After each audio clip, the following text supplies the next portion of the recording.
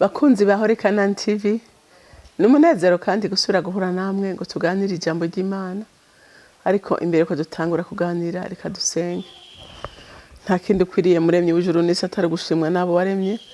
Nta kindi ukwiriye Kristo umwagazi w'Imana nzima, ukwiriye gushimwa nawe wacunguje amaraso yawe igiciro kinini.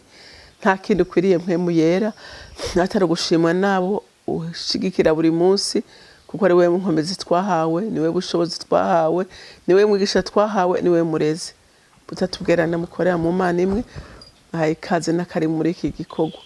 Hama icubahiro gikomeze kuba ica Data na Mwana na mpwemu yera muri Kristo Yesu umwami wanje, senze nizeye kubyumvise. Amen. Rero ijambo Imana impaye kuganira namwe ni ijambo rivuga ngo umuntu yahushije inzira ntashobora gushika yagomba kuja. Iyo wahushije urumva wahushije. Udashoboye kugira Imana ngo uronke umuntu akuzimurura akubwira ati aho kugira ushike hariya na hariya ca muri iriya nzira, ucusubira ugasubira inyuma ugaca muri ya nzira. Mugabo igihe utaronse ukuzimurura uzogenda ugende amaherezo yawe no gupotera. Rero n'uyu munsi hari abantu benshi bariko barapotera kandi bazi ngo bari mu nzira y'ukuri. Reka dusome ijambo ry'Imana muri Matayo igice c'14 duhere ku murongo wa mbere dushikane ku murongo wa 6. Yesu ni inzira, ukuri n'ubugingo. Umvise? Yesu niyo nzira y'ukuri. Niyo nzira y'ukuri. Izindi zose zirazimiza. Izindi zose ntizishobora gushika muri destination finale. Ntibikunda ko destination finale twese ni ku Mana. Twese n'ugupfa. Rero hariho abazopfa bapfira gucirwa kwiteka. Hariho n'abandi bazoraga ubugingo. Uzoraga ubugingo nuwemeye guca mu nzira yo niwe azoshika. Haleluya. Niwe azoshika. Ngo kandi niwe bugingo. Yesu niwe bugingo, niwe nzira kandi niwe bugingo. Niwe kwereka inzira kandi watumuraga ubugingo. Reka dusome. Ntimuhagarike imitima yanyu, mwizere Imana, nanje munyizere. Imuhira kwa Data hari inzu nyinshi. Iyo ziba zitariho mba ndabibabwiye, kuko ngiye kubategurira ahanyu. Kandi ko ngiye kubategurira ahanyu, nzogaruka kubajana iwanje, ngo aho ndi namwe muba ariho muba. Kandi iyo nja murazi inzira ijayo. Toma aramubwira ati, Mwami, ntituzi yuja, tushobora dute kumenya inzira?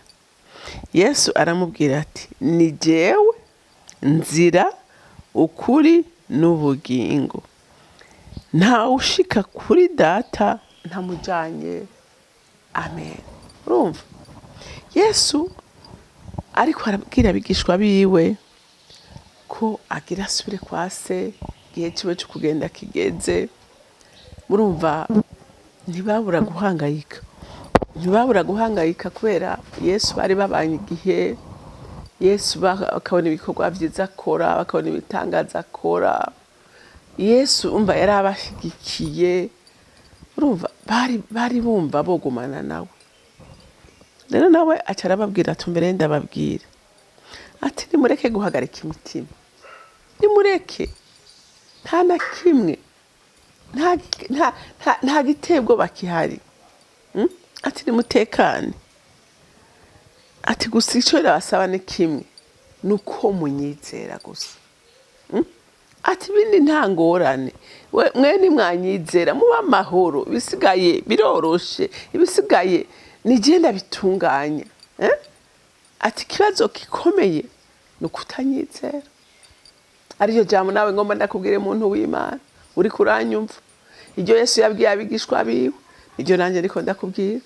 Ikibazo ni ukutamwizeye umwana. Nico conyene. Mugabo abamwizeye bose nukuri bahindutse abana b'Imana. haleluya, ngo abamwizeye bose nibo bahawe ububasha bwo gucika iki abana b'Imana, nibo bahindutse iki abaraganwa na Kristo, haleluya. ngo imuhira kwa data hari inzu nyinshi, ngo iyo zitaba zitahari mba ndabibabwiye kuko ngiye kubategurira hanyu, haleluya.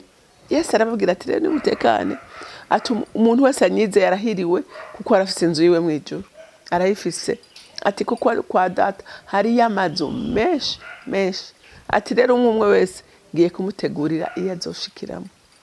Urumva, ati ubwo umuhombe utanyizera gusa, ati rero reste nta ngorane, yari navuze ati naho ngiye nzogumana namwe, ati kandi ngiye gukora igikorwa gikomeye mu ijuru, ngiye kubategurira kugira ngo nimwaza uze musange byose bitunganije neza, ati amasurprise ahari, haleluya haleluya. Ati kandi ko ngiye kubategurira hanyu nzogaruka kubajana iwanje, ngo aho ndi namwe abe ari mube ariho muba, uriko uravyumva. Ati kandi gisigaye, ati naho ngiye nzogaruka kubitorera, muri abafiance banje, muri inkoramutima zanje. Yesu n'umukwe natwe turabageni, umukwe niwe aza gutora umugeni muhira, haleluya. Yesu azoza kudutora atujane hehe, atujane mu bwami bwiwe, haleluya, atujane muhira, hama umwe wese amushikiriza ikibanza akwiye kugira iki, akwiye kubamo. ngo kandi yonja murazi inzira ijayo. Urumva, Yesu yaravuga ati abantu tumaranye igihe ndiko ndabasigurira, ndiko ndabibwira, ndiko ndabiyereka, barazi neza inzira. Aje bimpa amasurprise ateye ubwoba. Toma ati tubwira iyo nzira twe ntayo tuzi. Ngo Toma aramubwira ati mwami ntituzi yuja, dushobora dute kumenya inzira? Urumva, Yesu aravuga ati ba bantu tumaranye igihe ndabigisha ntibaramenya inzira ibajana kuri data. Yesu acaramubwira, aramwibwira ati ni jewe, ati urumva, ni jewe nzira, ni jewe nzira. Hari naco twavuganye ko ushije inzira biragoye ko ushobora gushika.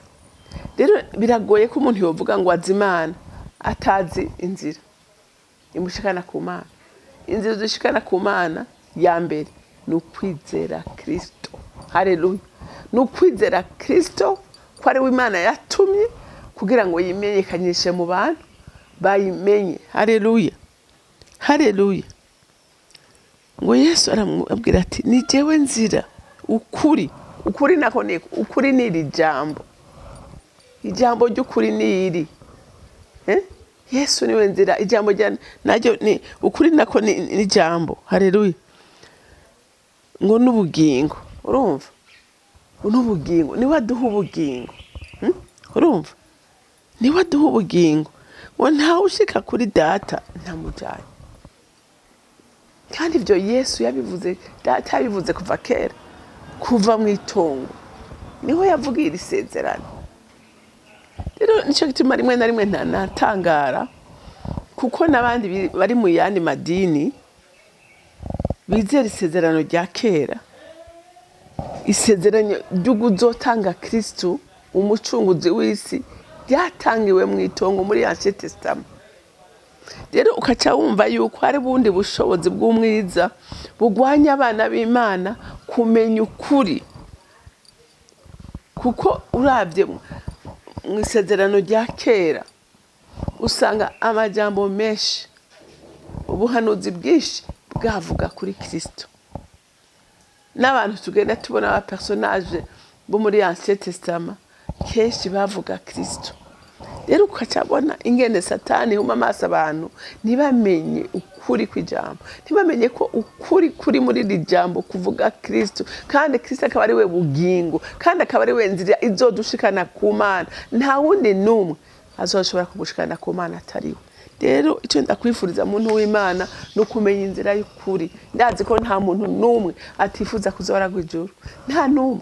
Twese twifuza kuzorangiza neza tukazobana n'Imana eternellement. Mugabo hari icyo usabwa, haleluya, hari icyo usabwa. Banza umenye inzira y'ukuri, inzira y'ukuri nayo nta yindi ni Kristo umwana w'Imana nzima. Ukuri ni jambo hama n'ubugingo ni Yesu abuduha. Imana yo mwijuru rero ibampezagirire. Mukunzi mwiza, sindambirwa kugushima, sindambirwa kugushimira. Watugiriye neza mwami, umutima wanje uragukunda kandi uragushima cyane cyane, kuko iyo ataba wewe nta bugingo budashira tworazwe. Ariko uyu munsi abakwizeye dufise ubugingo, abakwizeye dufise umugabane mwijuru, turafise inzu tuko turategurirwa, turafise umukunzi avyagiye uburyo bw'intebe y'Imana atuvugira buri munsi. Uwo ni rukundo, uwo ni Yesu umwana w'Imana nzima. Ndagushimiye, ndakurinaje, icyubahiro cyose kibi cyawe, mu izina ryawe ryera Yesu Kristo umwami wanje, senze nizeye kuvyumvise. Amen, amen. Mwarahezagiwe, mugire umunsi mwiza.